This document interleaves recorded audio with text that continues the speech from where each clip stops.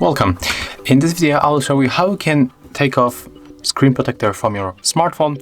So it's very easy, and what we have to do, let's focus maybe on this edge, and we have to put our nail like that under the screen protector. And as you can see right now, we can go for the second part, for the second edge, and then we have to press it.